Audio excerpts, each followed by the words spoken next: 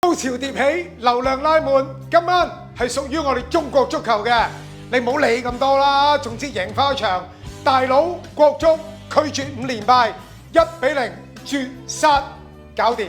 1個鐘之後，我哋同完巴林講唔好意思，再同印度講都係唔好意思。兩場波都係主場，兩場波都係進入尾段12碼絕殺，講明啊，球證冇玩嘢㗎。呢兩個12碼係貨真價實嘅。於是乎啦，7月15號中國對中國香港呢場波啦，流量拉滿啊！東亞杯兩隊嘅對碰啦，到時睇下你撐邊隊啦。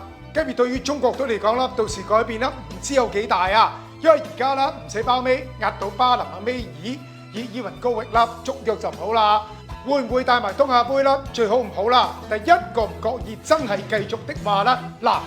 最尾換人，到85分鐘之後，呢隊中國隊嘅精氣神咪得咯。除咗國安嘅黃志明入嚟啦，喺右路傳足博得12碼之外啦，徐浩洋入到嚟啦，話又3啊又1啊咁，喺度明變陣進攻向前壓。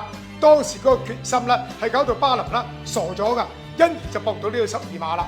不過講真啊，呢度嘅尾段啦，隻精華嚟嘅咋，之前嗰啲咧咪一樣嘔血，得2個人要提嘅啫，一就係黃大雷啦。前後救咗2個必入波，第二又係黃玉棟，除咗12碼一戰定江山之外啦，成場波得佢一個踢緊嘅啫。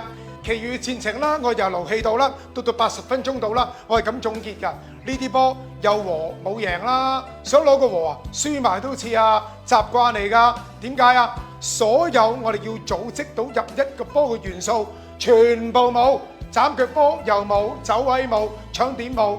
乜都冇，令到我哋極之失望。但係今晚乜都冇嚟，係屬於我哋中國嘅，因為啦，中國隊、中國香港的而且確都1-0贏波嘛。